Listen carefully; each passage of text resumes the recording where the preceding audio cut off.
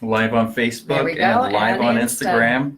Hi, guys. Well, we're back at our live with Kate and Dean. Yes. Excited, or Dean and Kate. I don't know how we ever say it, but it's definitely not Monday night. It's Thursday afternoon. And we are excited to get back live and share some insight today. Yeah, if you can remember, on Monday we talked quite extensively actually about teens and coping skills and things like that. And we've had a lot of you just keep asking us lots of questions about working with teens and how to help teens. So we thought that we would kind of keep in on that vein today. Yes. And one of the questions that came out was really about helping teens. We got a lot of them going back to school right now, kids going back to school. And the question really was, how do I know when I'm helping my teen or my child versus enabling? Yep. And so that was a really good question. And so I thought, well, let's talk about that today. Let's just hash it out a little bit. Okay. So one of the first things to start with is understanding that the understanding of enabling. And enabling is simply this. Enabling is doing something for someone that they are more than capable of doing for themselves. Right? Yes. Doing something for someone that they are more than capable of doing for themselves, then you're enabling. There is such a thing as healthy enabling. So, for example, my daughter, my youngest, she could buy herself flowers. She could. But me buying her flowers moves the relationship forward. So that would be considered healthy enabling. Unhealthy enabling is if my daughter came home from school, she's upset, I don't like my teacher, I don't like my class, my teacher hates me. And then unhealthy enabling would be me going in and saying, okay, well, I'll change your class, I'll change your teacher. Healthy enabling would be sitting down with the child and saying, well, let's talk about some solutions, or let me help you figure out how to talk to your teacher and help that child. Empowering. And that's the difference. Is healthy enabling is empowering. So when we empower them and we say, well, let's try some options before we move you into a different class.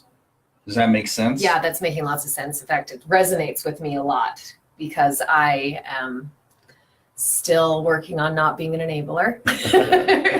Well, and you work with teens a lot every day, and these Yes. parents that are constantly in crisis. And how many times a day do you see parents enabling? Oh, tons. Absolutely. And also I think, correct me if I'm wrong, Dean, but is like when you kind of excuse maybe some behavior, like don't hold them to your, like the standard. Or the accountability. The accountability, that's the perfect word, because of either like a diagnosis or other various family issues that could be going on. Like oftentimes if it's like a single parent household, we tend to like overcompensate for the lack of that other parent in their life. Yep. And so then we just enable them because of our own adult issues that we've got going on. Yes. And I see parents will do that a lot, where they parent more out of guilt than they do out of really valuing what they're creating. And so parents will feel guilty. Oh, I'm not a good parent, or they have a disability, or they have this, or they have that, or a divorce, and those types of things. And not that we don't want to help them and empower them if they have a disability. Those are real things. If my child has a disability and that's a real thing, then I want to empower that child, not enable them. If my family's going through a divorce, I want to empower my child, not enable them. Right. I just was remembering too, like a couple of months ago in one of our own individual sessions when we were talking about this very same topic. A lot of the reasons, well, just here we are in self-disclosure land on public social media, but be careful. I know, but it kind of came out that a number of the reasons that I do enable is because I want to be the hero, right? Like I want to swoop in, I want to save the day, because that gives me value. Yep. That makes me feel good about myself.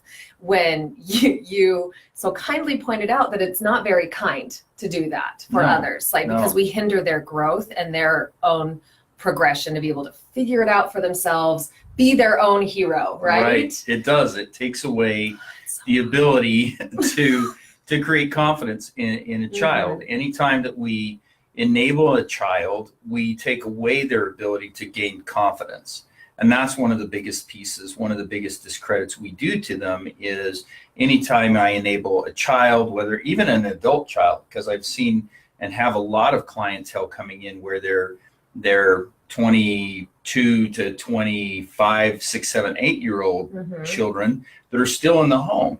And anytime that, and a lot of times what I'm finding is they've been enabled so much that their confidence to step out into the world is diminished and they don't trust. And so then we work and I work with them in coaching to get their confidence up so they can get out and set a plan and a strategy through the systems and mechanisms we use to get them on their feet. And that life coaching session, that is the perfect space for that to happen. Yeah. And we use the 4 steps to confidence to do that. We use the challenges to do that. And it's a parenting piece as well. When we have the parenting, I have to look at my calendar, the 29th of September. So it's coming up pretty quick here. 4 weeks away. And we talk a lot about that in the parenting workshop as well and teach you how to empower children so that we don't have to enable them and we increase their confidence. Yeah. So if you're interested in that, there's lots of ways to be able to sign up for that. The easiest way is just to call here at Turning Leaf to sign up to be a part of that value-based parenting workshop. Yes. We're always plugging that free lunch. Yeah, that's right. And we keep talking about we're going to have, this one might have a special lunch. So we'll see. A special lunch. Yeah. So are there any other maybe from the key or some coping skills that we as those of us working with teens can help not do the enabling piece? Definitely. The Key, the book, and again, we're referencing the books, the 4 Steps to Confidence and The Key, which you can find on Amazon Prime or Amazon. You just type in Dean Nixon and it'll pull up those books. But The Key itself is about the eight essential coping skills. They help us as parents be able to cope with our own discomfort and our own fears and our own stressors. But it also helps us to empower by teaching, and like we talked about earlier, I guess in the week, Monday Night Live. We learned that I can't teach what I don't know. Right. So as a parent, I'm trying to teach my children to cope all the time, and it always comes out very hollow. The parents with very healthy self-concept have children with very healthy self-concept.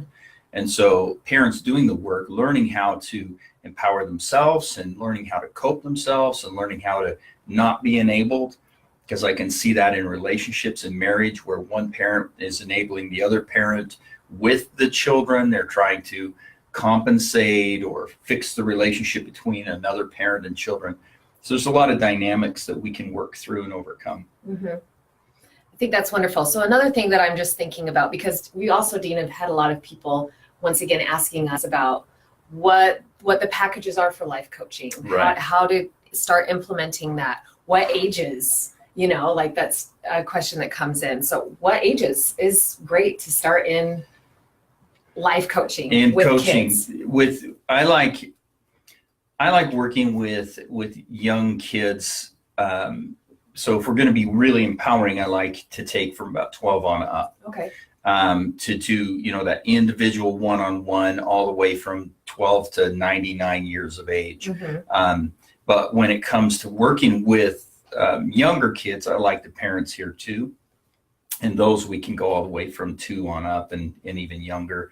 We're really just trying to help the parent at that point to understand themselves and understand how they're parenting. And so I can work with them too. So we were talking today because of all the questions about life coaching. Yes, there were a lot. Do you want to give away our secret? I don't know. I can't remember what the secret is. We're going to give away a life coaching session today.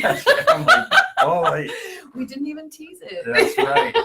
We are. We're going to give away a life coaching session again because we had So many people, I could not believe how many people were upset that they didn't That they didn't win. And I'm grateful, but it was like, you got to do it again. You got to do it again. I'm like, well, give us a minute. And so, yes, we are going to go ahead once again and do a giveaway. We figured it'd be great over to the Labor Day weekend. Yeah, you've got a long weekend to be able to like and share and get all of your, don't hoard it to yourself. Like and share it. Let's spread the love. Give everybody an opportunity to like and share it as well. We even have really been thinking about how to help our Instagram population be able to do this. So we made a post and we posted it right before we did this live on Instagram and on Facebook. But if you like that post and then tag your homies in it, you'll also be entered into the Yankees hat. Yes. To be able to go Yankees. We're getting there. We're in the wild card slot. Yeah, wild card. Win that session with Dean. Yes, yeah, with me. So yeah, that would be and the post that we did before, you'll see it's a quote. So it's a quote from Dean. It is. It's a quote. So and it has a young woman. I don't even remember what it is. It's of her back. So go ahead. And it says, "It's not so much the struggle that you bear, but how you bear the struggle." Dean Nixon. So like that and tag a friend, and it will enter you into the free drawing. So who doesn't like free stuff? Yeah, I love free stuff. Yeah, and just so you're aware, it's $120 value, if that makes any difference. I think it does make a difference. All right. Well, we've got to go. Yep. And speaking of, I've got a client right now. He's got a session right now. We will talk to you on Tuesday. We'll be doing the drawing on Tuesday. I think you mentioned that. Yep. Because of the Labor Day. So we will be doing it Tuesday. We'll see you all on Tuesday. Have a wonderful weekend. Stay safe. Bye. Bye.